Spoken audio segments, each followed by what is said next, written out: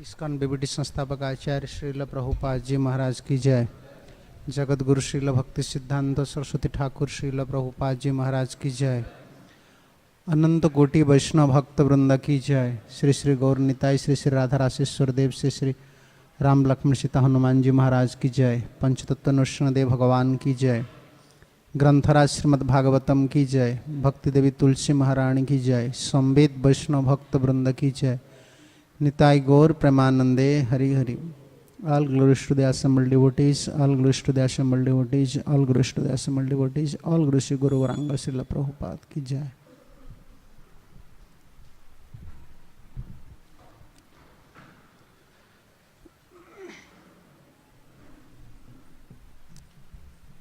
ओं अज्ञानतिमिरान्धस्य ज्ञानाञ्जनशलाकया चक्षुरुन्मीलितं येन तस्मै श्रीगुरवे नमः। नमो विष्णुपदाय कृष्णप्रेष्ठाय भूतले श्रीमते भक्तिवेदान्तस्वामिन्निति नामिने। नमस्ते सारस्वती देवे गौरवाणी प्रचारिणे निर्विशेष शून्यवादी पाश्चात्य देशतारिणी। हे कृष्ण करुणा सिंधु दीनबंधो जगत्पते गोपेश गोपिका कांत राधा कांत नमस्तुते। तप्त कांचन गौरांगी राधे वृंदावनेश्वरी वृषभानुसुते देवी प्रणमामि हरिप्रिये। वंशाकल्पतरुभ्यश्च कृपा सिन्धुभ्य एव च पतितानां पावनेभ्यो वैष्णवेभ्यो नमो नमो। नमो महावदान्याय कृष्ण प्रेम प्रदायते कृष्णाय कृष्ण चैतन्य नामने गौरत्वसे नमः। जय श्री कृष्ण चैतन्य प्रभु नित्यानंद श्री अद्वैत गदाधर श्रीवासादि श्री गौर भक्त वृंद।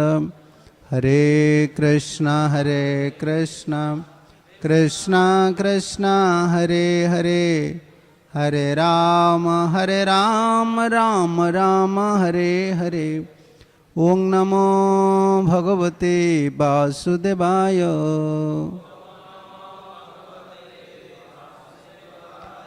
ओं नमो भगवते वासुदेवाय।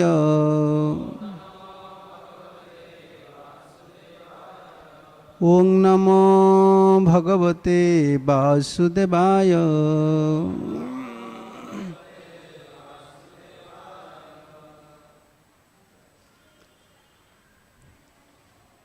सातवां स्कंद अध्याय 15, 43, 44 दोनों श्लोक है। ठीक है। राग द्वेषश्च लोभश्च शोकमोहो भयं मदः मानोपमान असूया च माया हिंसा च मत्सरः रजः प्रमादच्युतनिद्रा शस्त्रवस्त्वेवमादय रजस्तम प्रकृतयः सत्व प्रकृतयः क्वचित्।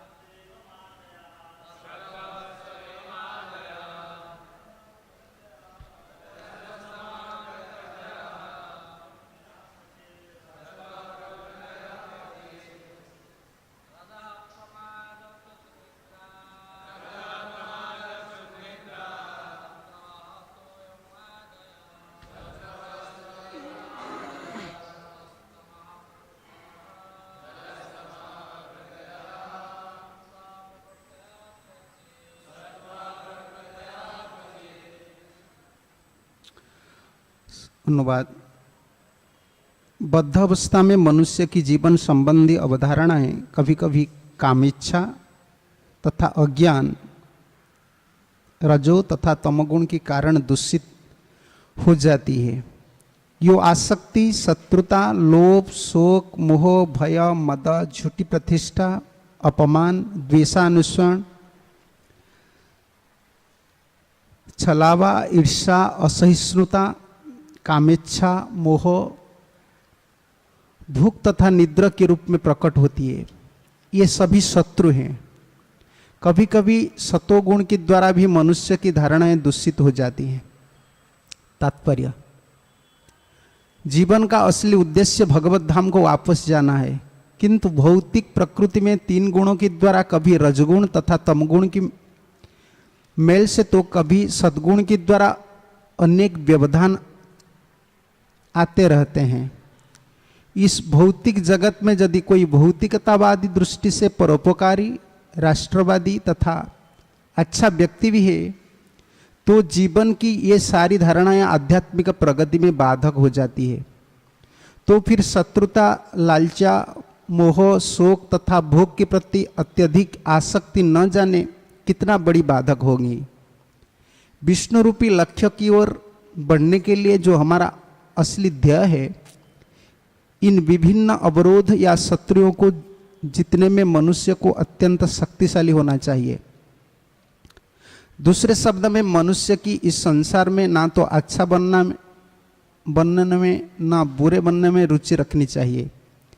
इस भौतिक जगत में तथाकथित अच्छाई और बुराई एक सी है, क्योंकि वो प्रकृति के तीन गुण से उत्पन्न होते हैं। मनुष्य को प्रकृति की पार जाना होता है। ये यहाँ तक कि वैदिक अनुष्ठान भी प्रकृति की तीन गुण से उत्पन्न होते हैं। अतएव कृष्ण ने अर्जुन को सलाह दी, त्रैगुण्या विषय वेदा निस्त्रैगुण्यो भवार्जुन निर्द्वंद नित्य सत्वस्थ निर्योग्य खेम आत्मवान। वेदों में मुख्यतः भौतिक प्रकृति के तीन गुण की वर्णन है। हे अर्जुन, इन गुणों से ऊपर उठो, इन सब के पर हो, समस्त द्वंद से लाभ हानि की चिंता से मुक्त हो तथा आत्मा में स्थित हो जाओ। भगवान ने भगवत गीता में अन्यत्र भी एक कहा है, ऊर्ध्व गच्छन्ति सत्त्वस्था। यदि कोई बहुत अच्छा व्यक्ति बन जाता है, अर्थात यदि वो सत्वगुण होता है, तो वो उच्च लोक को जा सकता है। इसी प्रकार यदि वो रजो तथा तमगुण से दूषित होता है, तो वो इसी जगत में बना रह सकता है या फिर पशु जगत में गिर सकता है। किंतु ये सारी पद आध्यात्मिक मुख्य की पथ में अवरोध है। अतएव श्री चैतन्य महाप्रभु कहते हैं, ब्रह्मांडे भ्रमिते कौन भाग्यवान जीव, गुरु कृष्ण प्रसाद पाए भक्ति लता बीज। यदि कोई इतना भाग्यशाली हो कि इस तथाकथित अच्छाई तथा बुराई को पार कर जाए और कृष्ण तथा गुरु की कृपा से भक्ति की पद पर पहुंच जाए, तो इसका जीवन सफल हो जाता है। इस संबंध में उसे अत्यंत साहसी होना चाहिए, जिससे ये कृष्ण भावना की शत्रु को पराजित कर सके। इस जगत में अच्छे तथा बुरा की परवाह न करते हुए डटकर कृष्ण भावनामृत का प्रचार करना चाहिए। राग द्वेषश्च लोभश्च शोक मोह भयम मदः मानव मानसूया च मया हिंसा च मत्सरः रज प्रमाद ख्युत निद्रा सत्रवस्तु एवमादयः रजस्तम प्रकृतयः सत्व प्रकृतयो कुचित।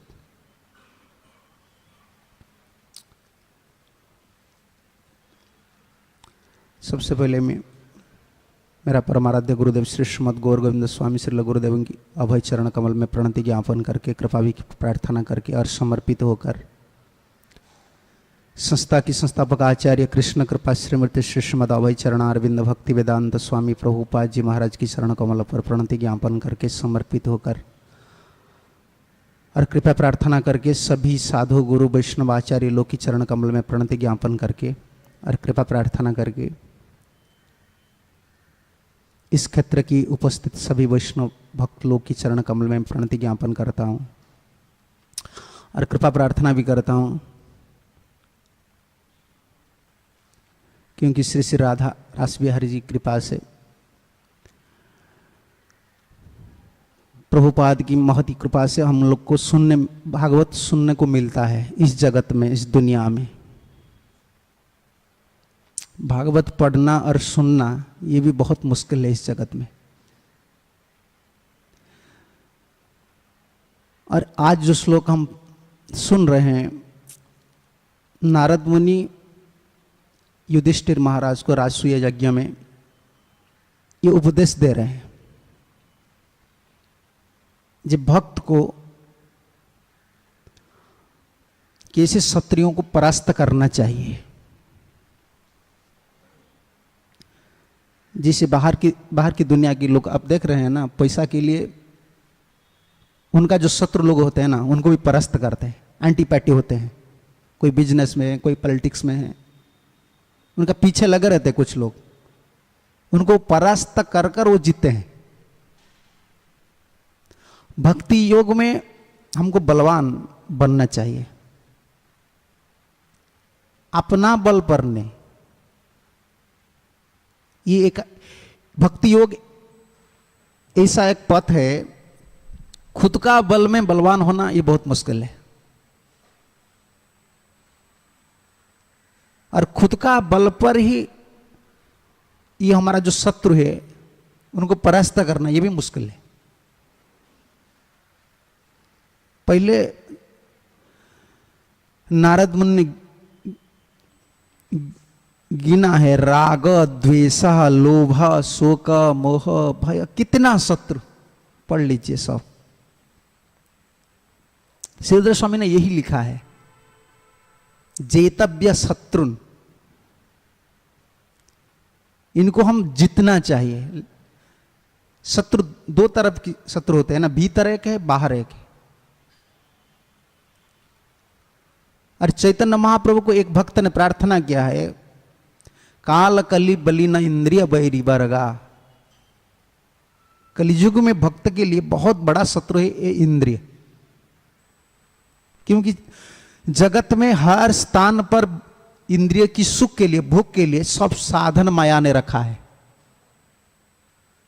हर जगह पे कहां भी जाइए, अभी भोगने के लिए, इंद्रियों को सुख मिलने के लिए पॉकेट में हम रखते हैं मोबाइल, पास आ गया। टेलीफोन करने के लिए लोग बाहर जाते थे, अभी कहाँ नहीं जाना पड़ेगा, पास में है माया, बिल्कुल आ गया। भोग का साधन बिल्कुल माया ने फैला दिया चार दिशा में। और हमको क्या करना है, हमको भगवत धाम जाना है। प्रभुपाद जी पहले स्टेटमेंट में ही लिखा है, जीवन का असली उद्देश्य भगवत धाम को वापस जाना है। जाने के लिए चिंता भी नहीं आ रहा है, मुंबई छोड़ने के लिए कोई चिंता क्या है, जाने के लिए कोई इच्छा नहीं हो रहा है, क्योंकि इतना साधन है, भोगने के लिए इतना साधन रखा है माया ने, इसमें मन बिल्कुल रम गया है। इधर सुख रहना है, सुख रहना तो इधर ही रहना है, प्रॉब्लम को सॉल्व करना है, समस्या को समाधान करना है, और इस जगत में रहना है। ये बुद्धूपन है। पहला यही हमारा उद्देश्य होना चाहिए, इस जगत को छोड़ना है। इसीलिए प्रभुपाद जी आए हैं हमको लेने के लिए लेने के लिए फ्लाइट लेकर आया है, लेकिन जाने के लिए कोई नहीं है। ये सत्य है। ये जो शत्रु है ना, रागा, भगवत गीता में कई बार भगवान ने यही श्लोक को बार बार आभूत कर रहे हैं, रिपीट कर रहे हैं। ये पहला, ये भी इधर भी पहला आया, राग द्वेष। राग का मतलब है आसक्ति, प्रीति। ये जीवन में बहुत बड़ा बाधक है, हमारे जीवन में आसक्त हो जाना। घर छोड़कर हम आए हैं, जैसे गृहस्थ भक्त लोग अपना संबंधी छोड़ दिए हैं, पिता माता सब छोड़कर भक्त बनते हैं। क्यों भक्त बनते हैं, क्या उद्देश्य है? क्या बाहर लोग जैसा कोई शो करते हैं, आध्यात्मिक जीवन का शो करते हैं, दिखाते हैं कि हम इसीलिए भक्त बने हैं, हमारा जीवन का इसीलिए है। नहीं नहीं, जीवन में हम आए हैं इस पथ पर, जीवन में सबसे बड़ा बंधन है आसक्ति, राग। क्योंकि ये अभी स्थूल शरीर है ना, इस शरीर में ये एक ही चीज करना चाहिए, क्योंकि मरने की समय स्थूल शरीर काम नहीं करेगा, सूक्ष्म शरीर काम करेगा।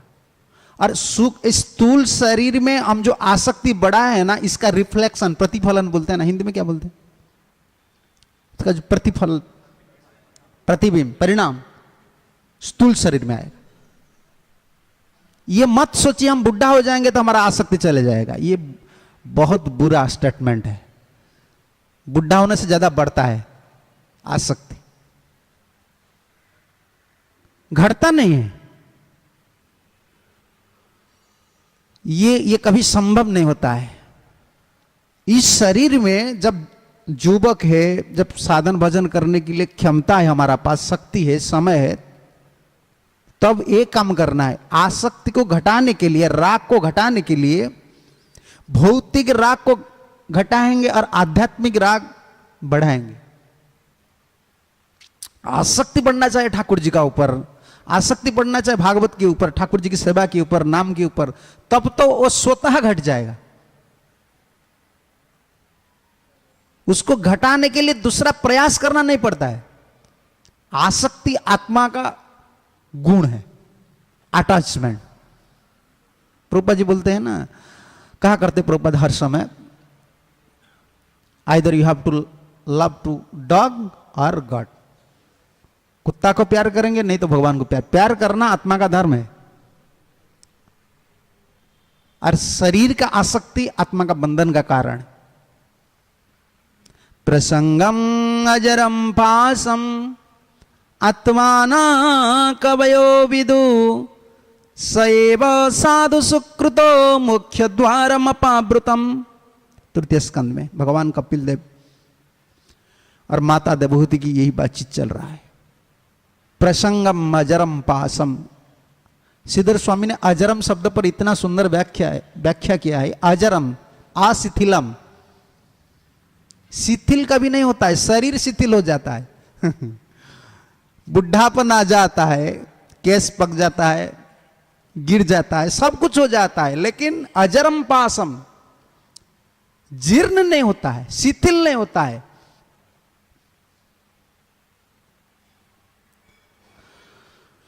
शरीर जीर्ण हो पर काल का यही शक्ति नहीं है, एक ही शक्ति काल का नहीं है, वो सबको खा लेता है, शरीर को खा लेता है, लेकिन कामना को ग्रस्त नहीं करता है। खाने का शक्ति काल का भी नहीं है। जो आसक्ति आ जाता है ना इस शरीर में, ये बहुत बड़ा बंधन। अजरम पासम, जीर्ण नहीं होता है, अशिथिल पासम। एक ही उपाय से इसको जीर्ण हम कर सकते हैं, एक ही उपाय। क्या इस उपाय है? सएव साधु सुकृतो मुख्य द्वारम अपावृतम। मां जिन आसक्ति ने जीवों को इस संसार में बंधन करके रखा है, जो अजर है, और यही आसक्ति साधु का ऊपर होना चाहिए। आसक्ति पहले ठाकुर जी का ऊपर नहीं होता है। कोई भी भक्त बना है, पहले कोई भक्त को प्यार किया है, कोई रास बिहारी को प्यार करके भक्त बना है। कोई कितना लोग आते हैं, कितना प्यार करते हैं, नाचते गाते, उसका बाद क्या करते हैं? बाहर जाते तो फिर सिगरेट पी लेते, माया का भक्त हो जाते हैं। ठाकुर जी का भक्त बनने के लिए भक्त का भक्त पहले बनते हैं ना। भक्त का ऊपर आसक्ति बढ़ाना है, और यही ट्रेनिंग है हमारा। गुरु पूजा में आना, भागवत कथा सुनना, भक्त गुरु जी का ऊपर आसक्ति बढ़ाना है, ये सूत्र है। सएव साधु सुकृत मुख्य द्वारम अपावृतम। भगवान की भक्ति का ऊपर अगर हमारा आसक्ति नहीं बढ़ेगा, संसार की आसक्ति नहीं घटेगा, कभी नहीं, कभी नहीं। आप परास्त हो जाएंगे। ये भक्ति जीवन में आप वापस चले जाएंगे, फिर पीछे जाएंगे, हटेंगे। क्योंकि इस जीवन में ठाकुर जी का ऊपर, गुरु जी का ऊपर आसक्ति बढ़ने के लिए पहला जो साधन है ना, वैष्णव लोग को प्यार करना है, गुरु जी को प्यार करना है, उनका ऊपर आसक्ति बढ़ाना है। राग, और गीता में ठाकुर जी बार बार ये बोले, राग द्वेष विमुक्तेषु विषयान इंद्रिय चरान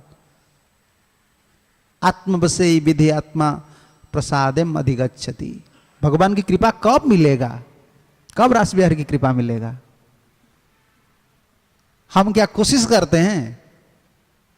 ठाकुर जी की कृपा मिलने के लिए कोशिश करते हैं क्या? कोशिश करने का रास्ता तो भगवान ने दिया है। इंग्लिश में एक शब्द है ना, स्टेरियोटाइप लाइफ। स्टेरियोटाइप क्या बोलते हैं हिंदी में, आप समझ लीजिए। यांत्रिकवत जीवन, यंत्र जैसा चलता है ना, बटन दबाओ जीवन चलता है। स्पिरिचुअल लाइक आध्यात्मिक जीवन ऐसा ही नहीं, इसमें कोई स्वाद चाहिए। जैसे श्री गौर नित्य राधा रास बिहारी जी, राम लक्ष्मण सीता हनुमान जी महाराज। बाहर की दुनिया में जो काम करते हैं ना लोग, उनका जीवन यही है, ऑफिस जाना है 10 बजे, 4 बजे वापस आना है, बस। बीच में कुछ करना है तो कर लीजिए बस। वो करते कोई प्यार से करते हैं, पैसा के लिए करते हैं। स्टेरियोटाइप लाइफ, ऐसा जाना है, ऐसा आना है, ऐसा व्यवहार करना है। ये भक्ति जीवन ऐसा ही नहीं। भक्ति जीवन में हर पल पर हमको देखना है ठाकुर जी का ऊपर मेरा आसक्ति बढ़ता है कि नहीं, गुरु जी का ऊपर आसक्ति मेरा बढ़ता है कि नहीं। संसार में किसी का ऊपर आसक्ति आ जाता है ना, यह बहुत बड़ा नुकसान है, जीवन में बहुत बड़ा खतरनाक स्थिति है। क्यों नहीं बढ़ रहे हैं? कब भगवान की कृपा मिलेगा? भगवान गीता में बोल रहे हैं राग द्वेष, पहले भगवान यही शब्द बोल रहा है, राग, इधर भी पहले राग द्वेषश्च लोभश्च आसक्ति। इतना दिन हम भजन कर रहे हैं लेकिन हरे कृष्ण महामंत्र का ऊपर आसक्ति नहीं बढ़ रहा है। एक फिल्म रिलीज होता है, एक गाना निकल आता है, एक दिन में लोग का आसक्ति हो जाता है। देखे ना आप, घूमते फिरते वो गाना गाते हैं। रफी जो गाना गाया है अभी तक लोग उनका ऊपर इतना रम गए हैं। क्या बोलते हैं वो, पैंट पहनते हैं ना, पैंट शर्ट पहनते हैं, उसमें वो 4 दिशा में सब हवा जाता है। कपड़ा कितना गंदा कपड़ा है, लेकिन वो प्यार करने वाले कभी डरते नहीं, वो गाते गाते जाते हैं। देखा ना आपने, रम गए। अरे भाई, तो उनको तो कुछ ना कुछ स्वाद मिलता है ना। हमको तो भक्ति जीवन में भक्ति का कितना, भक्ति महारानी हमको कृपा करने के लिए देखिए कितना फैला है। श्रवण करो, कीर्तन करो, ठाकुर जी का सेवा करो, किसी में भी रम जाओ, भौतिक आसक्ति को हटाओ, लेकिन हमारा मन नहीं नमता है। राग द्वेष, पहले ये राग, ये जीवन में बहुत बड़ा सूक्ष्म सूत्र है। आसक्ति बढ़ाना है ठाकुर जी का ऊपर, गुरु जी का ऊपर। पहला राग द्वेष विमुक्तेषु विषयान इंद्रिय चरान। विषय का ऊपर इंद्रिय, इंद्रिय का पीछे, इंद्रिय विषय का पीछे पीछे जाता है। अब हम छोड़ देते हैं, जाओ भाई तुम जाओ। मन बोलता है ना, ठीक है चलाओ, थोड़ा नेट चलाओ। अरे शरीर अविद्या जाल, एक नेट में है, फिर एक नेट में। देखिए कितना बुद्धू हम है। एक नेट में है, पढ़ते हैं प्रसाद पाने पढ़ रहे हैं ना, शरीर अविद्या जाल, और फिर एक जाल खोलो, नेट। यही तो दुनिया है। पढ़ते हैं, घुस जाते हैं।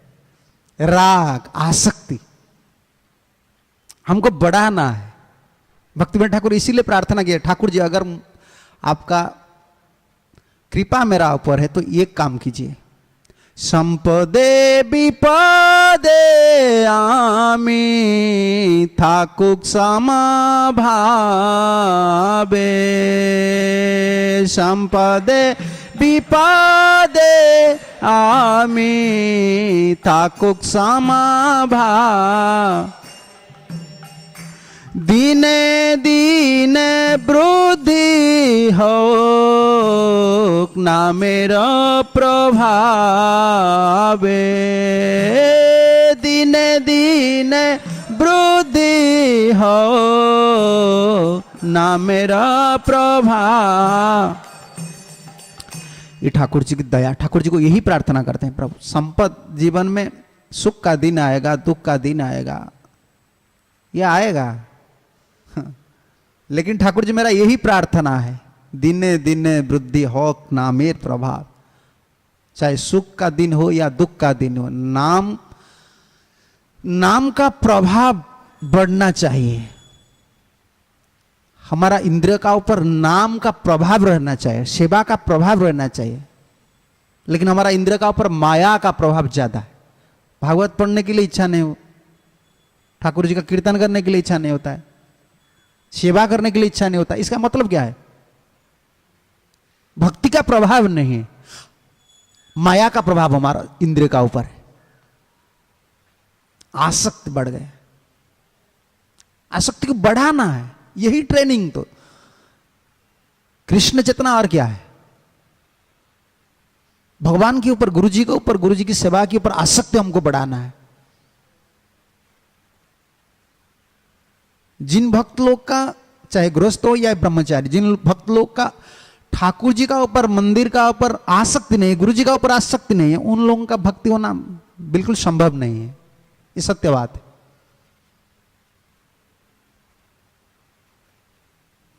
देखिए ना, गृहस्थ जीवन में पहले लोग घर को अपना छोटा क्या बोलते, झुपड़ी होता है ना, झुपड़ी का ऊपर कितना आसक्ति है, ये मेरा है, बाल बच्चे का ऊपर आसक्ति, तभी तो वो घर चलाता है ना। हम लोग का तो ठाकुर जी का ऊपर इतना आसक्त होना चाहिए, ठाकुर जी का घर है, प्रभुपाद जी का घर है, आसक्ति बढ़ाना है। गीता में और एक श्लोक है, इसमें विश्वनाथ चक्रवर्ती ठाकुर बहुत सुंदर कमेंट्री दिए। इंद्रियस्य इंद्रियसार्थे राग द्वेष व्यवस्थितो तयोनो वशमागच्छेति ह्यस परिपंथिनः। इसी का बस में हम नहीं रहना चाहिए। राग और द्वेष, राग द्वेष व्यवस्थित हो। इंद्र क्या करते हैं? इंद्र लोग का यही काम है, जिसको प्यार करते हैं उनका पीछे पड़ जाते हैं, और जिसको पसंद नहीं करते हैं उसका पर द्वेष आ जाता है। दोनों ही भक्ति का बाधक है, दोनों बाधक है, राग भी बाधक है और द्वेष भी बाधक है।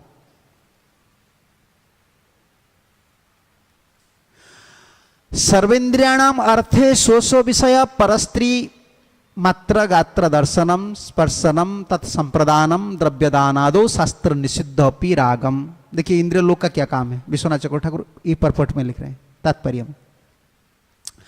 दूसरा पुरुष ने दूसरा कोई स्त्री को दर्शन करना, स्पर्शन करना, कुछ देना, उनको कुछ देना, कोई आलापन करना, संप्रदान इसको बोलते हैं। ये निषिद्ध है, शास्त्र निषिद्ध। द्रव्य दानादो, कुछ नहीं देना लेना है हमारा, ये शास्त्र निषिद्ध करता है, लेकिन उसका ऊपर हम रह सकते आता है। ये राग, राग किसका ऊपर? जिसका ऊपर आसक्ति होना चाहिए इसका ऊपर नहीं होता है, नहीं होना चाहिए उसका ऊपर होता है। गुरु, विप्र, तीर्थ, अतिथि, दर्शनम, स्पर्शनम, परिचरणम। गुरु जी को दर्शन करना, वैष्णव लोग को दर्शन करना, स्पर्श करना, सेवा करना अतिथि का। तत्संप्रदानम, धन वितरण आदो, उनको सेवा करना, उसको कुछ धन देना। शास्त्र विहित अपि द्वेष, शास्त्र यही बोलता है ये करो, लेकिन ये हमारा पसंद नहीं होता है। जो शास्त्र निषिद्ध करता है, ये मत करो, परस्त्री उसके साथ आलाप मत करो, लेकिन राग इंद्र इसी का ऊपर आसक्ति रखता है। और शास्त्र जो बोल रहे हैं ये बंधन है।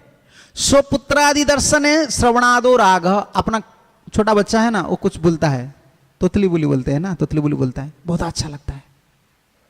और कोई शत्रु का पुत्र, बैरी पुत्र, आपका शत्रु का पुत्र है, वो कुछ बोलता है, द्वेष आता है, आसक्ति और द्वेष दोनों ही जीवन का। आप भागवत में सुना है ना पुरवा का चरित्र, कितना बड़ा महान भक्त था। अरे स्वर्गपुर में इंद्रलोक में सिर्फ चर्चा नारद मुनि कर रहे थे। नारद मुनि जैसे भक्त राजा पुरवा का गुणगान कर रहे थे। कहां? इंद्र के सामने। अरे नारद जैसे फर्स्ट क्लास डिवोटी, वो जिसका गुणगान करेगा, जैसा ध्रुव का प्रहलाद का नारद मुनि गुणगान कर, उनका शिष्य का गुणगान कर रहे थे। यही तो गुरु जी का जीवन का धन्य है। गुरु जी खुद को धन्य मानते हैं जब ऐसे शिष्य मिल जाते हैं। चाणक्य पंडित ने मना किया है, बरंग न शिष्य कुशिष्य शिष्य। कुशिष्य को शिष्य नहीं कर। आपका बाल बच्चा कुछ नहीं है, ये तो बहुत अच्छा है। अगर कोई बाल बच्चा है बात नहीं मानता है तो क्या है, मर जाना तो अच्छा है। संन्यास लेना ठीक है गृहस्थ जीवन से। शिष्य ऐसे है, कोई नहीं आपका तो ठीक है, और शिष्य है तो बात नहीं मानता है। मरने से भी वो बहुत बड़ा जंत्रणा।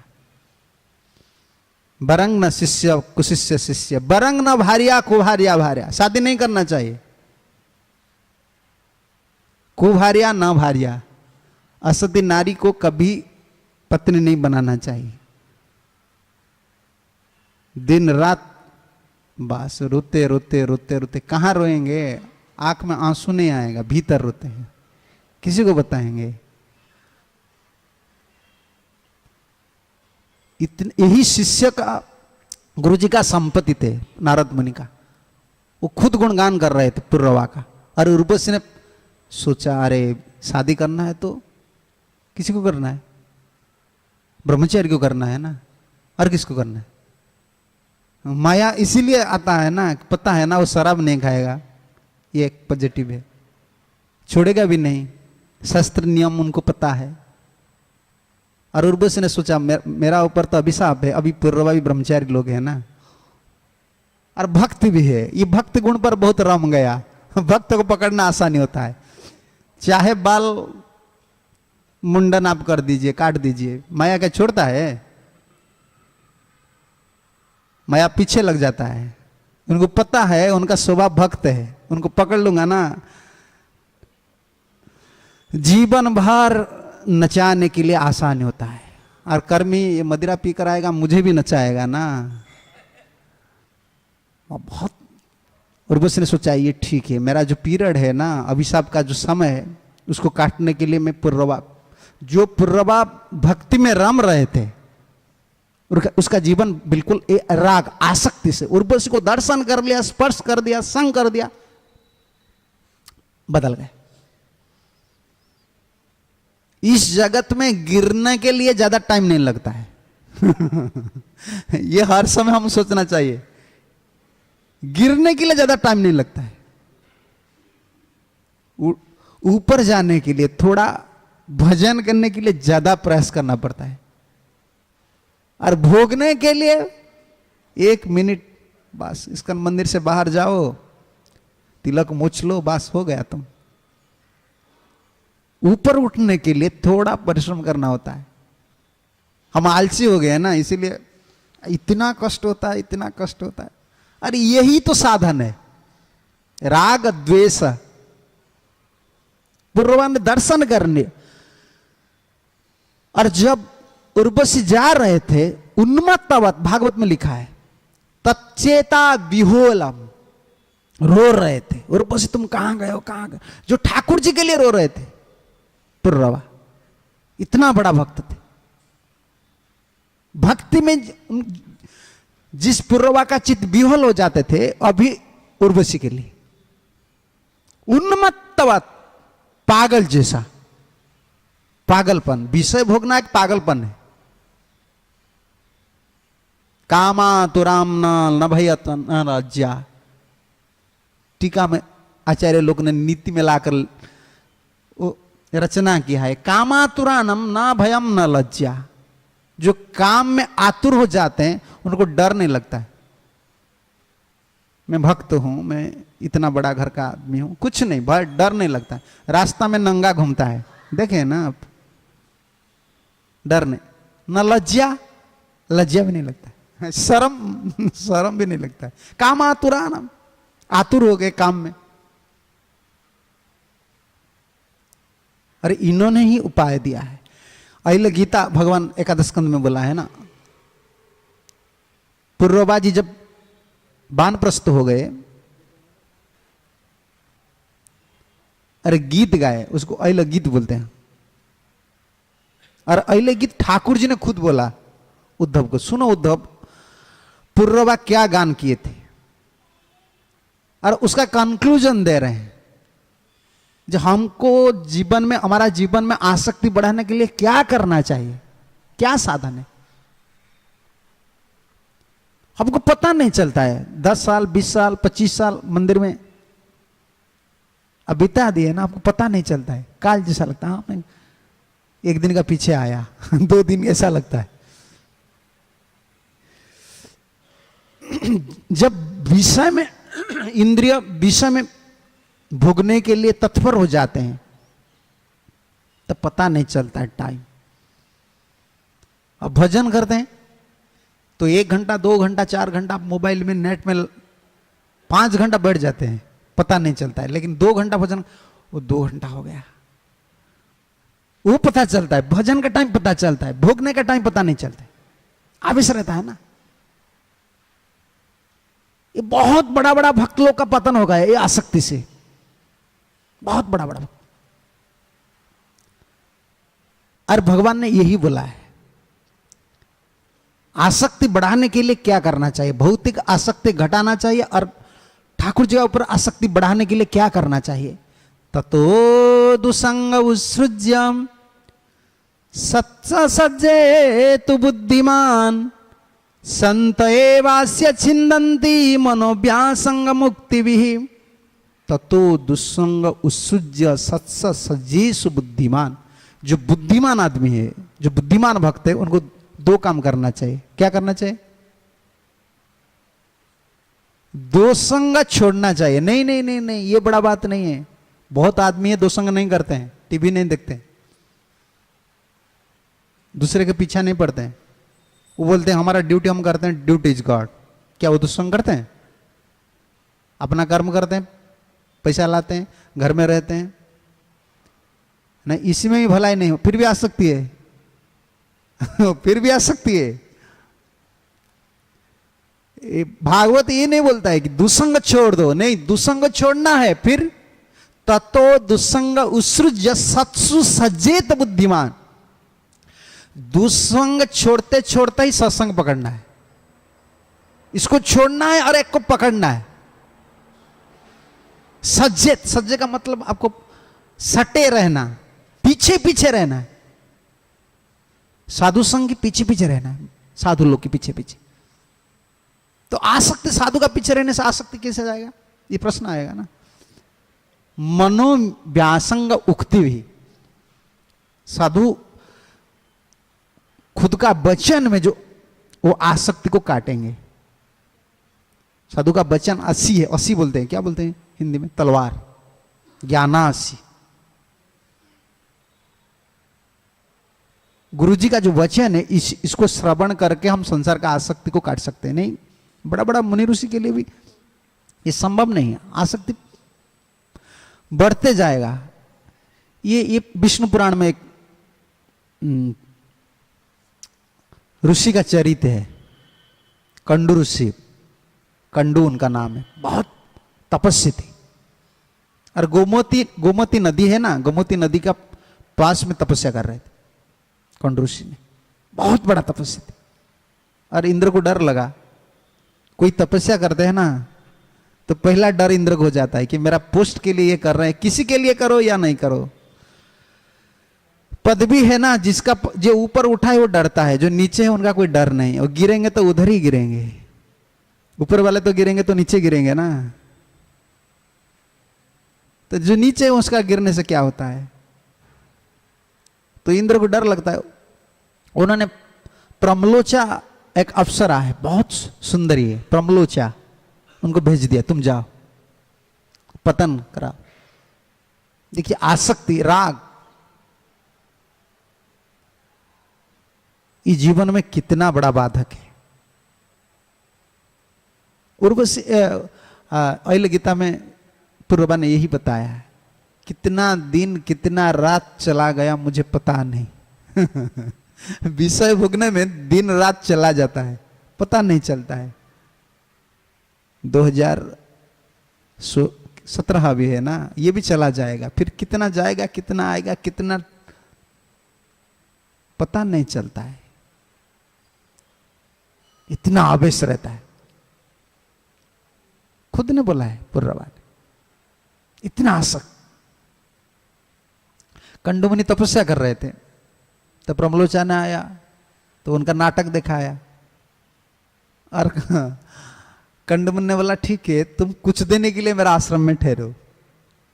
यही भक्त जीवन में सबसे बड़ा बाधक है। पता है ना आपको भरत महाराज की चरित्र क्या सीखा है इसमें? यही शिक्षा है, सबसे बड़ा शिक्षा यही है। प्रभुपाद जी ने एक सुंदर स्टेटमेंट, बहुत सुंदर, कभी कभी सत्व गुण के द्वारा भी मनुष्य की धारणाएं दूषित हो जाती है। रजगुण तो बंधन के कारण है, ये तो रजगुण का गुण, हम तमगुण से ये सृष्टि, सत्वगुण भी जीवन का बंधन का कारण है। और प्रभुपाद तात्पर्य में यही लिखा है, त्रैगुण्य विषय वेदा नैस्त्रैगुण्य भव अर्जुनम। अर्जुन को इसलिए बोल रहे कि तुम निर्गुण स्थिति में स्थित हो जाओ। एकादश स्कंद आप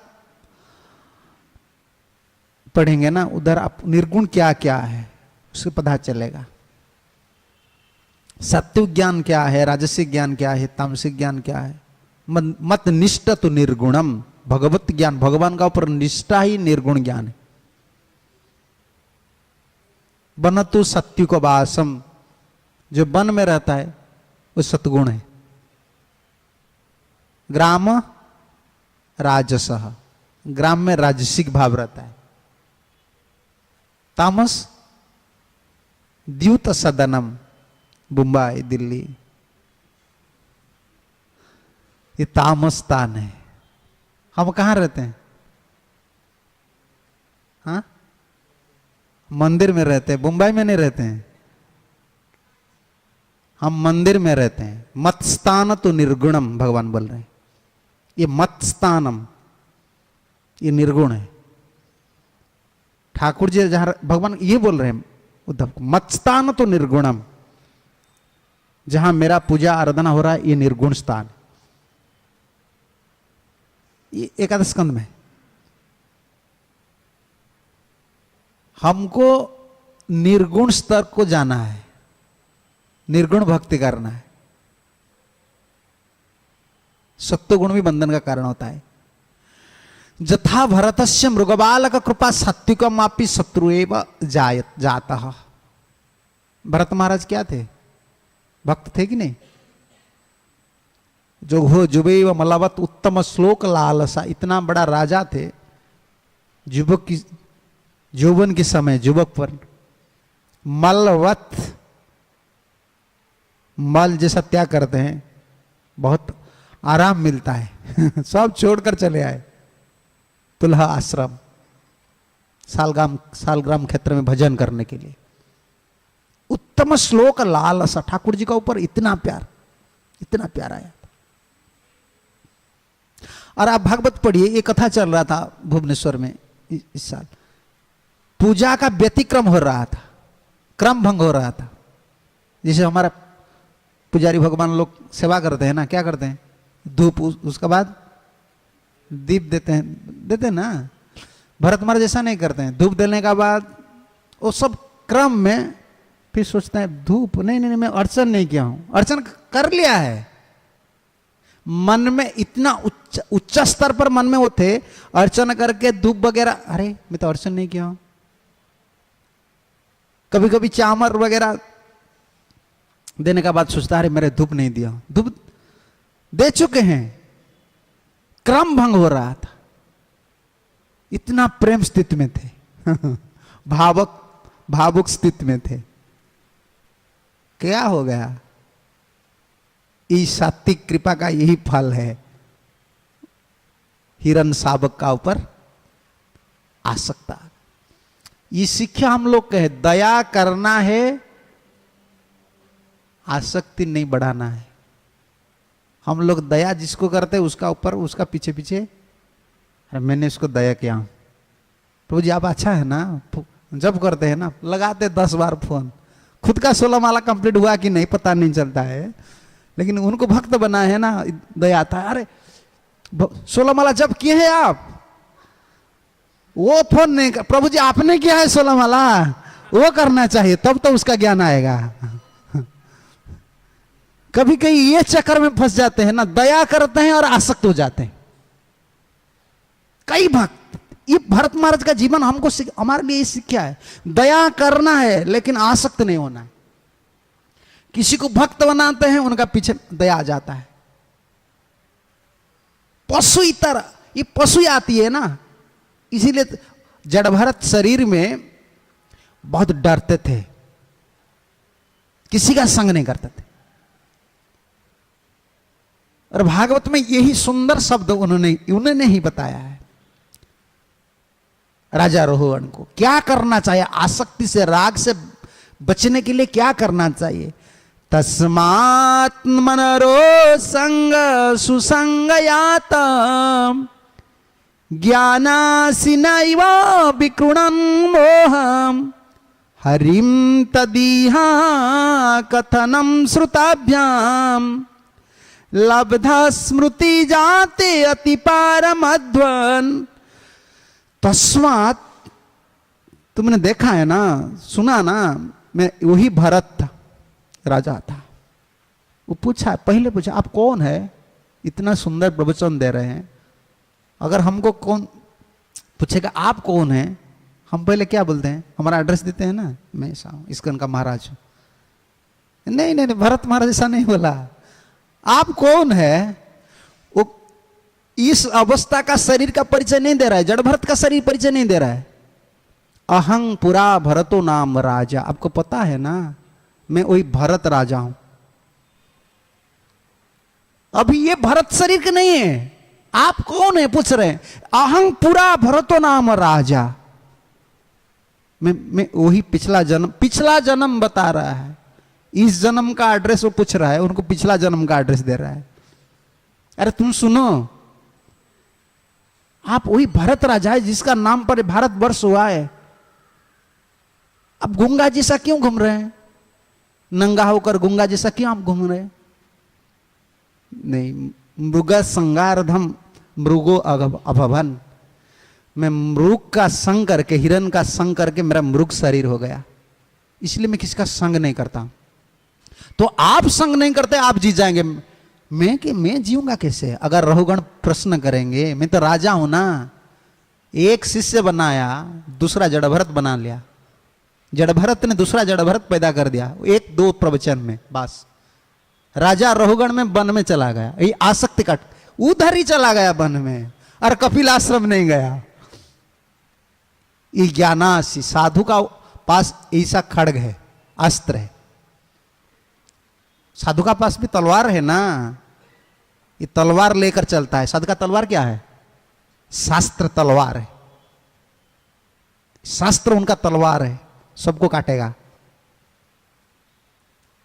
तलवार नहीं तो युद्ध करना संभव नहीं। साधु का पास यही तलवार रहना चाहिए, खुद का आसक्ति को मिटाएगा और दूसरा आसक्ति को काटेगा।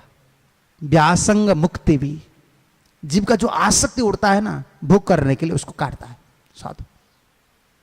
और 2 शब्द, तस्मात, राजा रहुगण तुम सावधान से सुनो, तुमको क्या करना चाहिए। तस्मात नरो असंग सुसंग जाता, 2 काम करना है हमको, असंग रहना है और सुसंग करना है। कितना सुंदर शब्द भागवत में लिखा है, असंग रहना है। असंग, ना अशब्द तक न लगता है, ना संग, दूसरा का ऊपर कभी आसक्ति नहीं बढ़ाना। मैंने बताया पिछले बार जब आया था ना, घृणा द्वेष नहीं करना चाहिए। Love for all, hate for none. जो लिखते हैं ना बैनर में युवक लोग, love for all, hate for none. द्वेष नहीं करना चाहिए, सबको प्यार करना चाहिए, लेकिन आसक्ति किसका ऊपर नहीं बढ़ाना चाहिए। आसक्ति सिर्फ गुरु जी और कृष्ण का ऊपर बढ़ाना चाहिए, वैष्णव लोग का ऊपर। यही हमारा ट्रेनिंग है। असंग करना है और सुसंग, असंग में रहना है और सुसंग करना है। साधु का संग करना है लेकिन असंग में रहना है। दो काम है, हमारा उल्टा हो जाता है। कुसंग और सुसंग दोनों भी होता है। भागवत में सुनते हैं और संसार वार्ता भी कुछ सुनते हैं, लगा देते हैं ना। युधिष्ठिर महाराज ने क्या खेला था? पासा बोलते हैं ना हिंदी में, पासा। हाँ? अभी भी हम पासा चलाते हैं ना, पता है ना? पता नहीं है? आपका पास है ना एक पासा? लगाते हैं ना, वही तो पास। और क्या है? ये असंग है। एक भक्त ने मुझे पूछा तो भक्ति कैसा बढ़ना चाहिए, तो मुझे यही अनुमान हुआ तो मोबाइल छोड़ देना ही भक्ति है आजकल कल युग में। मैं उसको बताया साफ, इसको छोड़ दो तो भक्ति हो जाएगा। क्योंकि असंग, ये बुरा आप मत सोचिए, आप नहीं चाहते हैं फिर भी कितना बात आ जाएगा। इस असंग हो जाते, असंग में रहने को नहीं देते हैं, चिंतन करने को नहीं देते। भजन कर रहे हैं ना, ये क्या होता है? और कुछ नहीं है तो नहीं है बस। असंग होना है और सुसंग करना है, तब तो फायदा मिलेगा।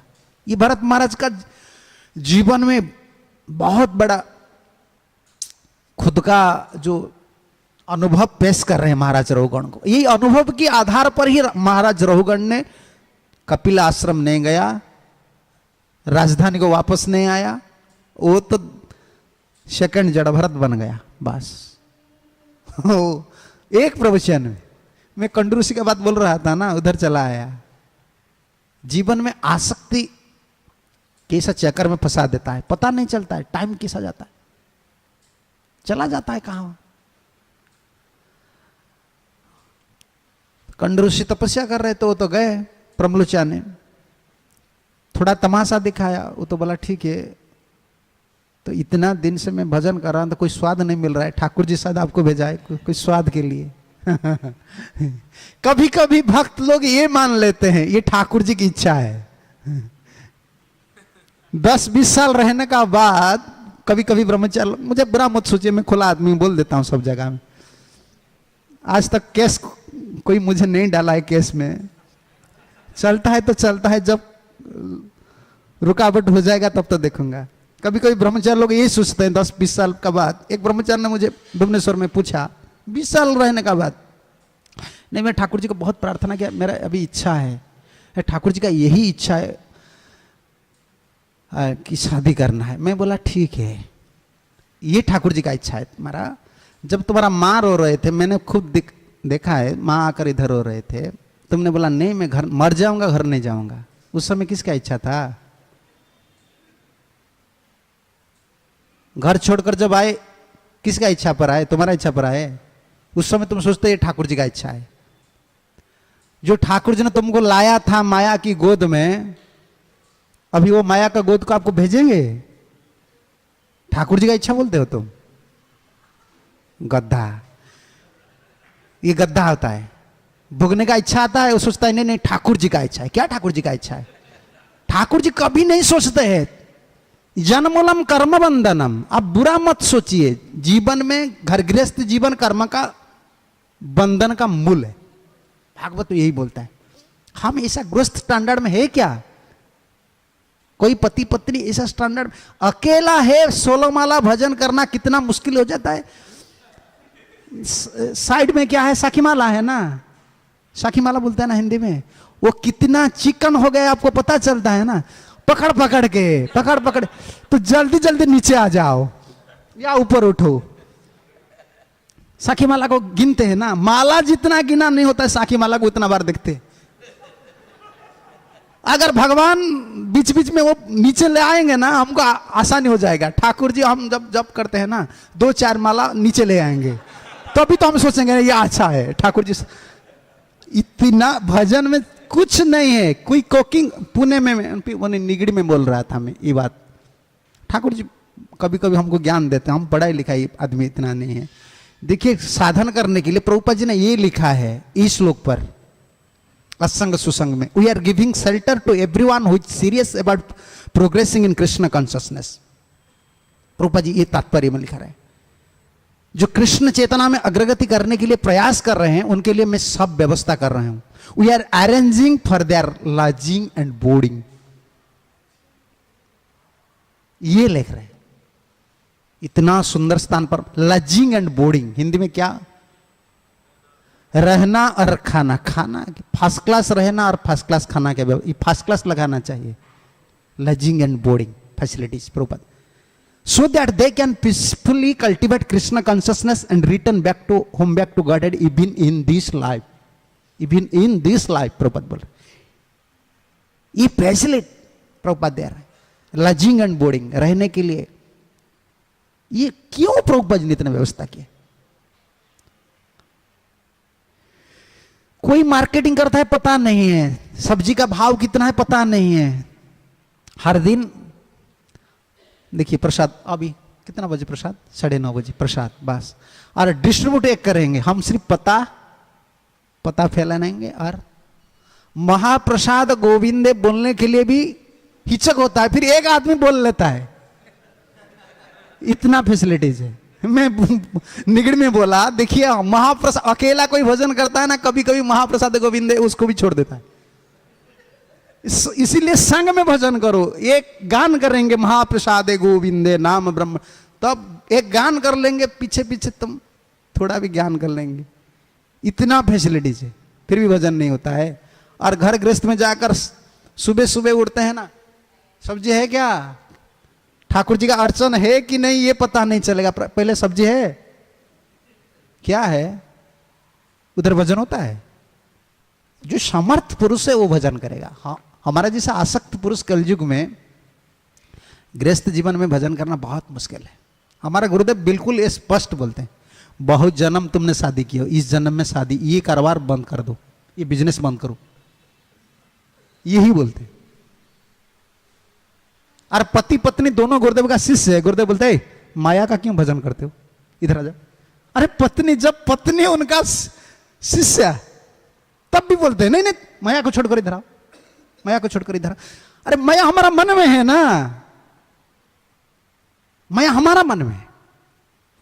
और विश्वनाथ चक्रवर्ती ठाकुर इसमें कमेंट्री में दिया, ये जो जय करना है इस सत्र लोक को, जथाचो स्वयंवर कन्या प्राप्ति प्रतिबंधक दुष्ट राजानम बलिष्ठेन हन्यन्ते तथैव भगवत भक्ति बलेन जतिनाम ज्ञानासिमादाय रागद्वेषाय हंतव्यः। कितना सुंदर उपमा दिया है। राजकन्या स्वयंवर होता है ना, जैसा कोई राजा दूसरा राजा को परास्त करके कन्या को लेकर आता है, ऐसे हमको शादी करना है कृष्ण से, हमको परास्त करना है। ये जो राजा लोग, ये जो राजा जैसा राग द्वेष, उसको परास्त करना है। लेकिन बल चाहिए, कहां से बल, भक्ति, भगवत भक्ति बलेना, भगवान की भक्ति की बल पर। जति ना ज्ञानासिमादाय, सन्यासी लोग, त्यागी लोग ज्ञान जो असी है उसको पकड़कर राग द्वेषाद हंतव्य, राग द्वेष लोभ जितना ही है उसको मारना चाहिए। बल चाहिए, हमको बल चाहिए, कृपा बल चाहिए। योग्यता विचारे किछु नाई पाई, तुम्हारा करुणा सार, यही हमारा बल है। यही बल पर हमको परास्त करना है इस शत्रुओं को। कंड ऋषि का बात में बोल रहा था ना, तो कंड ऋषि ने बोला कि प्रमलोचा तुम कुछ दिन ठहर जाओ, मेरा जीवन शुष्क हो गया है तपस्या करके। कभी कभी अरे तपस्वी जीवन शुष्क है, भक्त जीवन शुष्क नहीं है, भक्त में रस मिलता है। विश्वनाथ चक्रवर्ती ठाकुर ने इतना सुंदर लिखा है भक्ति का आधार पर, साधन भी रस है। साधन अगर ठीक ठीक साधन करेंगे इसी में भी स्वाद आएगा। और सिद्ध है, साध्य प्राप्त, प्रेम प्राप्त कर लेंगे, ये भी स्वाद है। भले साधन मंगलारती आना, जप करना, ये साधन थोड़ा कष्ट लगता है, लेकिन इसमें स्वाद है, स्वाद है, सुख है। तपस्वी जीवन में कुछ सुख नहीं है। इसीलिए वो बोला कि प्रमलोचा तुम कुछ दिन ठहर जाओ। वो बोला ठीक है, इंद्र ने इसीलिए तो भेजा है, आप तो कोई अभिशाप नहीं दे रहे हैं, मुझे बुला रहे हैं, ठीक है मैं रुक जाऊंगा। जब प्रमलोचा बोलते हैं कि मुझे जाना है देवलोक, तब बोलते नहीं नहीं तुम आज आया, क्यों जाने के लिए कोशिश कर रहे हो, रुक जाओ, कुछ दिन ठहरो, कुछ दिन ठहरो। कंडू ऋषि ने कुछ दिन बोल के कितना दिन प्रमलोचा का पास रहा, खुद को पता नहीं चला। तो एक दिन सूर्यास्त होने जा रहे थे, कंडू ऋषि ने बाहर आया, तो प्रमलोचा ने बोला कहां जा रहे हैं आप? मैं संध्या वंदना करने के लिए जा रहे हैं, सूर्यास्त हो रहे। प्रमलोचा ने बोला कि क्या आज आपके लिए सूर्यास्त हो रहा है? हर दिन हो रहा है। तब उन्होंने पूछा, कंडू ऋषि ने पूछा तुम कब आए? तुम आज आए ना? 900 साल बीत गए। तब प्रमलोचा ने, उनका पास शायद कोई मोबाइल वगैरह कुछ होगा, वो कैलकुलेट करके बताया 900 साल 6 महीना और 3 दिन हो गया मैं आया। तब उन्हें गुस्सा आ गया, इतना दिन तुमने मुझे बंधन में रखा, मैं तुमको बंधन में रखा या तुम मेरा बंधन में आ गए?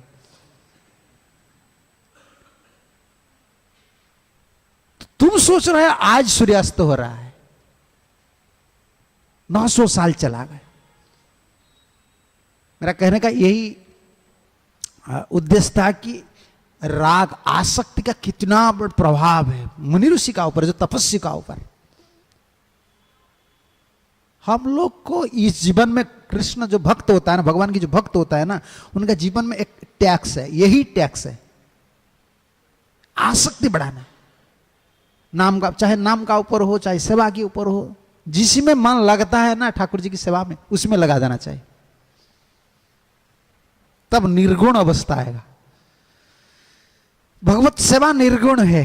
सात्विक कर्म क्या है, राजसी कर्म क्या है, तामसिक कर्म क्या है, ये निर्गुण है। इधर झाड़ू वगैरह लगाना, ये भी निर्गुण कर्म है, भगवान की कर्म है। नहीं तो ये शत्रु हम लोग को परास्त कर देंगे, ये शत्रु है ना परास्त कर देंगे। और वैकुंठ धाम जाना हमारे लिए बिल्कुल संभव नहीं। तो इसलिए सेवा में रहना चाहिए। सेवा, सेवा, हम तुलसी महारानी को प्रार्थना करते हैं, क्या बोलते हैं? सेवा अधिकार दिए कर निज दासी। तो अधिकार मंगला आरती में भी मांग रहे हैं, थोड़ा सेवा दो। और ज्यादा थोड़ा सेवा हो गया, मुझे क्यों आप सेवा में लगा रहा है, वो तो घूम रहा है प्रभुपाद जी ने बहुत सुंदर तात्पर्य में लिखा है, मैं पढ़ा था कन्वर्सेशन में, प्रभुपाद जी ने ये बताया, वही सेवक है, उनको सेवा प्रदान नहीं किया जाता है, वो खुद ही सेवा करते हैं, उनको ही सेवक बोला जाता है। खुद इधर ही झाड़ू लगाना है, ये साफ करना है, ये करना है, वो करना है, उनका सामने सेवा, बहुत सेवा है मंदिर में। जिसको बोलने से सेवा करते हैं वो सेवक नहीं है, बोलने से तो पशु भी करता है। आपको पता है ना, बैल को क्या करते हैं, खेती करते हैं बैल को लेकर। जो खेती करने वाले क्या बोलते हैं बैल को? वही ढाईने वाले, घुमाओ, घूम जाओ, घूम जाओ। वो मनुष्य का जो भाषा है उसका पकड़ में किसे आ जाता है, वो भी घूम जाता है। दाहिने घूमो, दाहिने घूम जाता है, बाम घूमो, बाम में घूम जाता है। पशु भी बोलने से कर देता है। हम अगर हमको बोलने कोई सेवा करो तो कर दिया, कोई बड़ा काम कर दिया हमने? नहीं, ये बड़ा काम नहीं है। सेवा प्यार से करना चाहिए। प्रभुपाद जी ने, आप पढ़िए हर समय लविंग सर्विस एडजेक्टिव है, सेवा प्रेम से करना चाहिए, तब तो आसक्ति ठाकुर जी का ऊपर आएगा। ठाकुर जी का ऊपर आसक्ति आ जाएगा तो इन लोगों का पीछे हमको भागना नहीं पड़ता है। ये तो बिल्कुल दूर दूर चला जाएगा। राग द्वेष लोभ, ये तो बहुत बड़ा तात्पर्य होगा। ठीक है, मैं इधर ही कथा को विश्राम देता हूं। हरे कृष्ण। अगर कोई प्रश्न है।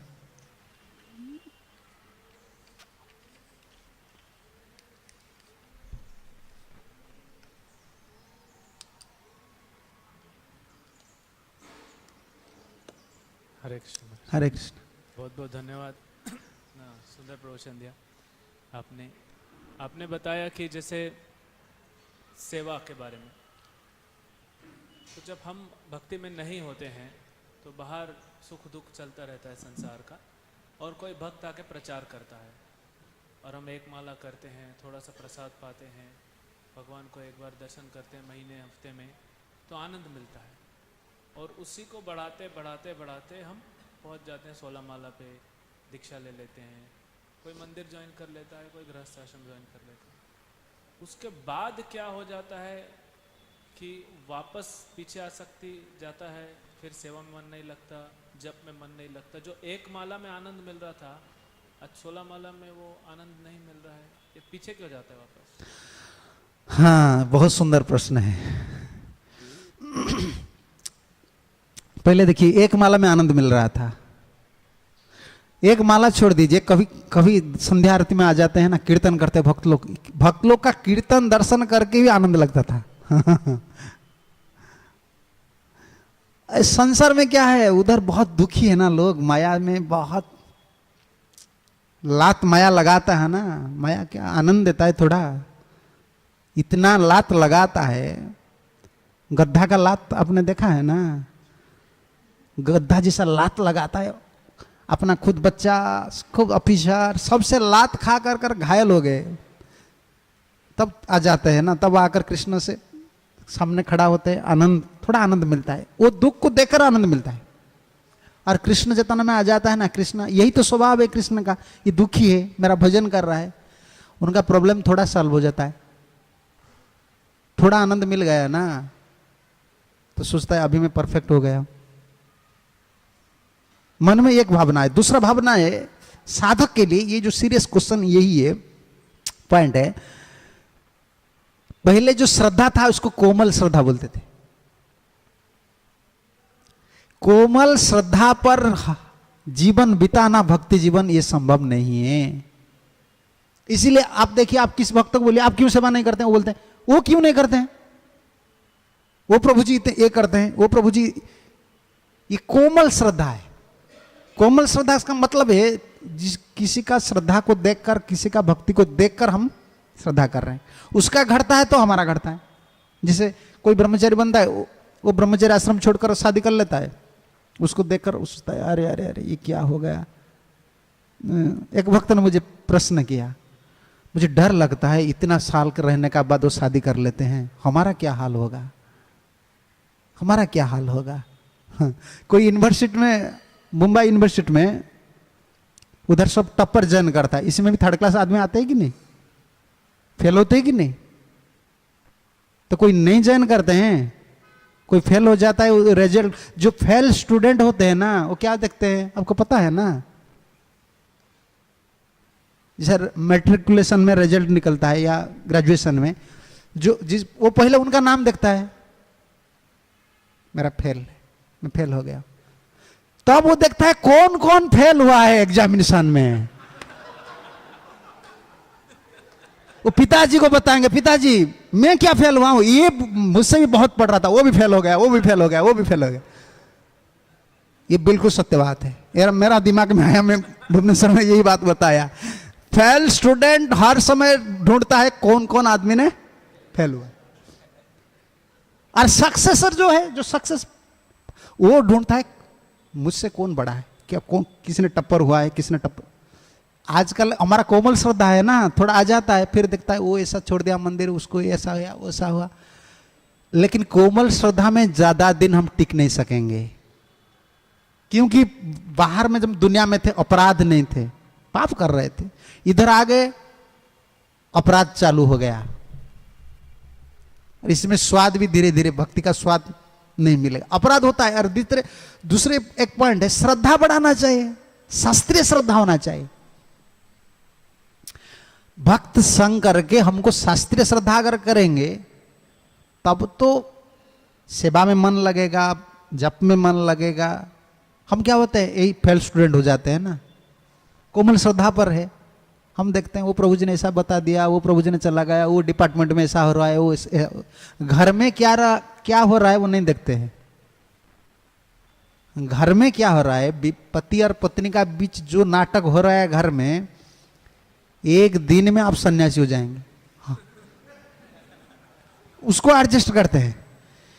एक भक्त ने मुझे बताया कि मंदिर में बहुत पॉलिटिक्स हो रहा है। मैं बोला देखो, मंदिर में ज्यादा पॉलिटिक्स नहीं हो रहा है, अपना घर में जितना पॉलिटिक्स हो रहा है इसी का एक भाग भी मंदिर में नहीं है। लेकिन वो पॉलिटिक्स को आप पॉलिटिक्स नहीं मानते हैं, क्योंकि हमारा घर है। और लात लगाते हैं ना, कुत्ता जैसा पूंछ को नीचे करके क्या करते हैं, अपना मालिक का पास जाता है ना। पति और पत्नी दोनों में किसी का एक भी पॉलिटिक्स करता, आप कहां जाते हैं? आप पूंछ को नीचे करके उधर ही, वही घर में, इस घर के उधर में निकल आकर उधर घुस जाते हैं। कहां जाते हैं आप? घर छोड़कर जाते हैं, कभी सन्यासी बन जाते हैं। मंदिर में कुछ हो जाता है तो ना पॉलिटिक्स हो गया। ये सत्य बात नहीं है। Material world means politics, Prabhupada लिख रहे हैं। Spiritual world means there is no politics.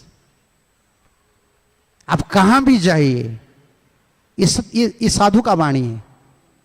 हम पॉलिटिक्स में घुस जाते हैं, पॉलिटिक्स हमसे, हमारा तरफ नहीं आता है, हम घुस जाते हैं। इतना फैसिलिटीज प्रभुपाद ने दिया है भजन करने के लिए, आराम से भजन कर सकेंगे आप। प्रसाद पाओ, भजन करो, खुद का सेवा करो, जब करो। एक नंबर त्यागी बन सकते हैं आप, इधर भजनानंदी बन सकते हैं। क्या फैसिलिटीज नहीं है हमारा? ये जो आपने जो बताया है ना, ये लोग कनिष्ठ अधिकारी, फेल स्टूडेंट है, इसीलिए वो ढूंढते हैं किसका दोष क्या है, कौन कौन फेल लिस्ट में है। इसलिए उनका मन घटता घटता जा रहा है। इसीलिए रूप गोस्वामी ने ये बताया है, जब हम भक्त संग करने के लिए आ रहे हैं, हम भक्त संग किस कनिष्ठ अधिकारी, हर समय कनिष्ठ अधिकारी का संग नहीं करना चाहिए, वो मध्यम अधिकारी का संग करना चाहिए। जिसके पास दृढ़ भक्ति है उनका संग, चाहे ये गुरु भाई हो या नहीं हो, इसे मतलब नहीं है हमारा। अगर हमारा खुद का गुरुदेव का शिष्य है लेकिन वो कनिष्ठ अधिकारी है, उनका संग करने से हमारा कोमल श्रद्धा तो और भी बिगड़ता जाएगा। इसीलिए भक्ति सिद्धांत सरस्वती ठाकुर प्रभुपाद जी ने बोला है कि तुमको गुरुनिष्ठ भक्त का संग करना चाहिए।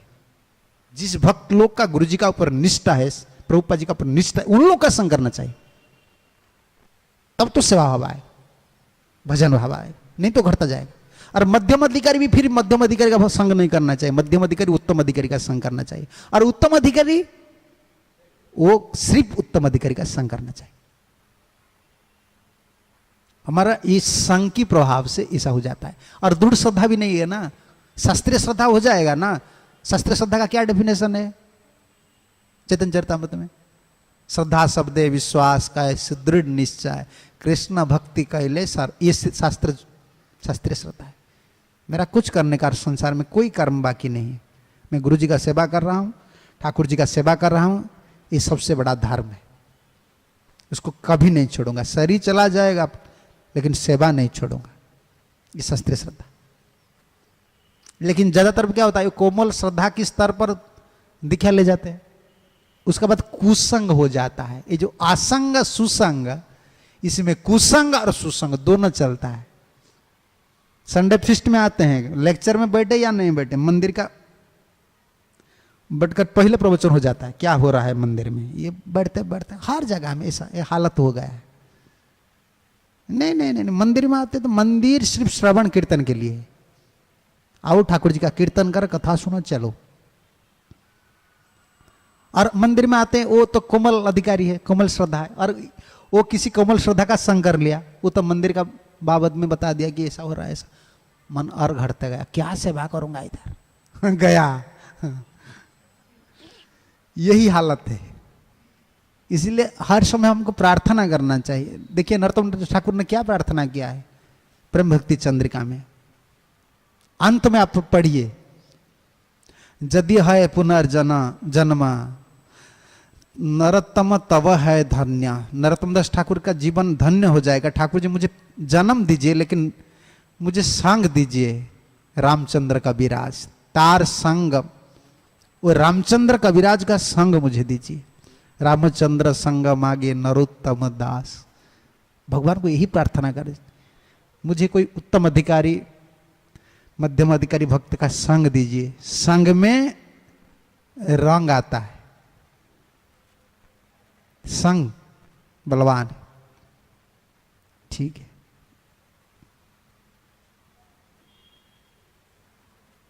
ठीक है ना? अच्छा, हरे कृष्णा महाराज। महाराज आप जब बता रहे थे कि वो जड़ भरत जब अभी जड़ भरत बन गया था तो पिछला जन्म का इंट्रोडक्शन दे रहा था कि मैं कौन हूँ। तो जनरली हम भी देखते हैं कि जब कोई एक्सपीरियंस हो जाता है, जैसे जड़ भरत अभी एक्सपीरियंस था, तो जो कन्विक्शन है वो बहुत कन्विक्शन है वो बहुत बढ़ जाता है हमारा। तो जैसे इंटरनेट चला दिया हमने या मोबाइल के संग में पड़ गए, तो जब एक्सपीरियंस हो जाता है कि मैं इतना समय मेरा वेस्ट चला गया, तो नेक्स्ट टाइम से ध्यान रखूँगा।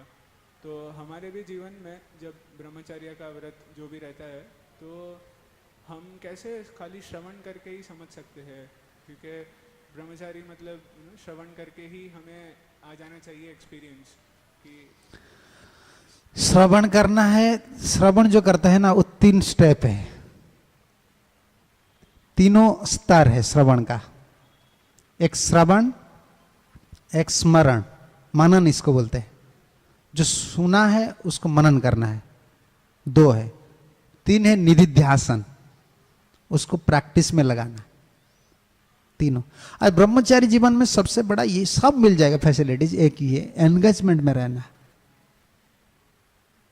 ब्रह्मचारी जीवन ये सबसे बड़ा सरल सूत्र है। मन को लगाना है। कहाँ? शास्त्र में लग रहा है तो पढ़ लीजिए, शास्त्र में नहीं लग रहा है जप करना है। अच्छा, जप नहीं लग रहा है, सेवा करना है। सेवा में नहीं लग रहा है, सुनना है। नहीं बैठना है, अकेला नहीं रहना है। मन का साथ रहना का मतलब अकेला रहना, कोई सेवा नहीं है, श्रवण नहीं है, कीर्तन नहीं, तभी तो बहुत खतरनाक। लेकिन श्रवण, ब्रह्मचारी का पहला धर्म है स्वाध्याय। हर दिन पढ़ना चाहिए, शास्त्र पढ़ना चाहिए। उनको बहुत प्रोटेक्शन था, इसलिए प्रभुपाद जी ने 2 घंटा बोला है ना। 2 घंटा पढ़ते हैं, देखिए कम से कम 2 घंटा पढ़ना चाहिए। फिर भी मैं कैसे कंसेशन में बोल सकता हूँ कि आप 1 घंटा पढ़िए। प्रभुपाद जी ने 2 घंटा बताया, 2 घंटा पढ़ना चाहिए कम से कम शास्त्र।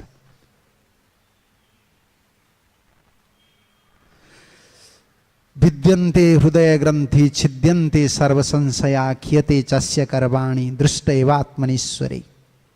श्रवण और कीर्तन पढ़ेंगे और सुनेंगे, दोनों मिलजुल कर ही हमारा हृदय में जो अनर्थ है ना, उसको काट सकते हैं। इसमें दृढ़ हो जाता है। अपन पढ़ा है और सुना, दोनों चाहिए साधु जीवन। श्रवण भी चाहिए और प्रैक्टिकल एप्लीकेशन भी चाहिए। और सबसे बड़ा ब्रह्मचारी जीवन में यही बड़ा साधन है। 50-55 तक, 55 बोलते हैं ना हिंदी में, जो भी है। मेरा हिंदी इतना शुद्ध नहीं है, उतना तक पीछे नहीं जाना, पीछे नहीं देखना है। सिर्फ गुरु जी का मुख को देखकर सेवा करना चाहिए। क्या फल मिलेगा उसको छोड़ दीजिए, सेवा पहला करना चाहिए। कोई चिंता नहीं करना चाहिए, पहले गद्दा जैसा बन जाना चाहिए। बस चलो सेवा करो, सेवा करो, सेवा करो। हमारा उड़िया में कहावत है, 12 वर्ष कले सेवा गुरु कहिले किछि देवा। 12 साल सेवा करने का बाद गुरु जब पहला आया ना, बताया कि गुरुजी मुझे कुछ दीजिए, ज्ञान दीजिए। कल नहीं 12 साल सेवा करो, उसका बाद कुछ मिलेगा तुम। अभी 12 साल का ब्रह्मचर्य कितना भक्त है? 12 साल प्रभु जी। कुछ मिला है? गुरु जी से कुछ मिला है? प्रभु जी बोल रहे हैं मिल। तो 12 साल के बाद वो ब्रह्मचारी ने पूछा, 12 साल हो गया, अब तो कुछ नहीं दिया। कुछ नहीं दिया? 12 साल तुमने आश्रम में रह गया, ठाकुर जी का पास नहीं मिला, तुमको कुछ नहीं मिला। ठाकुर जी का दर्शन 12 साल हुआ ना, प्रसाद 12 साल पाया, कुछ मिला कि नहीं? ये भी छोटा काम नहीं है। हर दिन ठाकुर को दर्शन करना, प्रसाद पाना, 16 माला नाम करना, कुछ मिल गया। बोला गुरुदेव अब क्या मिलेगा? और फिर 12 साल सेवा करूं। खेती बाड़ी में खेती करने के लिए ज्यादा टाइम लगता है। खेती करने के लिए जो घास वगैरह होता है ना, उसको क्या बोलते हैं? खेती बोलते हैं ना। बैल लेकर उसको साफ सफाई सुथरा करना होता है, इसमें ज्यादा टाइम लगता है। बारिश होने में कितना टाइम लगता है? खेत में बारिश होने के लिए कितना टाइम लगता है? भगवान की कृपा होने के लिए कितना, गुरु जी का कृपा होने के लिए कितना टाइम लगा? 400 साल जिया पितामह भीष्म ने। कृपा कब हुआ? ब्रह्मचारी लोग का यही शिक्षा है। ये गधा नहीं बनना चाहिए, मैं इतना दिन आया, मेरा मन ऐसा नहीं हो रहा है, इंद्र, अरे क्या हो रहा है नहीं हो रहा है छोड़ दीजिए, सेवा करना है तो करना है। क्या मिलेगा फल देखेंगे हम, जब सरसज्जा में सोएंगे तब तो देखेंगे। मरने के समय कृपा हो जाएगा। पितामह भीष्म को कृपा कब हुआ? लास्ट मोमेंट में, एंड में, उत्तरायण दिन में हुआ। और हम चाहते कि पॉकेट में कृपा को लगा कर ही घूमेंगे। एक भक्त ने मुझे प्रश्न किया भद्रक में, ठाकुर जी क्यों कृपा नहीं करते हैं? मैं बोला तुमको पता नहीं है ठाकुर जी क्यों कृपा नहीं करते हैं। तुमको आज अगर इतना सेवा करते, जब करते, तुमको आज कृपा कर देंगे ना, कल तुम कंप्यूटर में प्रिंट आउट निकाल करके सारा दुनिया में हल्ला गुल्ला कर देंगे, देखो मैं सिद्ध भक्त हूं, मैं शुद्ध भक्त हूं और सिद्ध भक्त हूं, मुझे ठाकुर जी का दर्शन हो गया। तुम तो ठाकुर बन जाएंगे, लोग तुम्हारा पास आएंगे, इसलिए ठाकुर तुमको नहीं दर्शन देने थे। ये सत्य है। कलयुग में हम लोग को ठाकुर जी इसीलिए लास्ट में कृपा करते हैं। कुछ नहीं है फिर हम सोचते हैं मैं बहुत बड़ा भक्तिमान हूं, और मिल जाएगा तो क्या करेंगे? देखिए ना, प्रभुपाद जी जिसको खिला पिला कर रखा है आश्रम में, उसको थोड़ा कुछ मिल जाता है ना, वो प्रभुपाद जी का ऊपर आवाज लगा देते हैं। इतना गद्दा आदमी है। सिर्फ कुछ मटेरियल एजुकेशन है, वो इतना हल्ला गुला लगा देते हैं। और किसी का ठाकुर जी का दर्शन हो जाएगा तो क्या करेगा? रासबिहारी को रखेगा। इसलिए उनको पता है, उनको मरने के समय, जब मरने का समय आएगा तब तो उनको कृपा करना है, तब तो वो उधर जाना है, उनको पता नहीं जैसा चलेगा। यही है ब्रह्मचारी जीवन है। जीवन में सेवा करना है, चलो गुरु जी का आदेश पालन करना है, सेवा करना है। ठीक है, हरे कृष्ण। हो गया प्रसाद। हाँ, मत्स्थान तो निर्गुणम।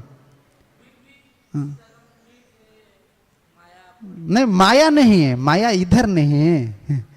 देखिए, जहां कृष्ण तहां नहीं माया अधिकार। माया का अधिकार इधर नहीं है, ये सच बात है। लेकिन हमारा भूमिका माया, जैसा प्रसाद निर्गुण है लेकिन हमारा शरीर सगुण है। भक्ति का स्तर है ना, तृतीय स्कंद में आप पढ़िए, निर्गुणा भक्ति एक है, अरे 81 क्या 81 सगुणा भक्ति है।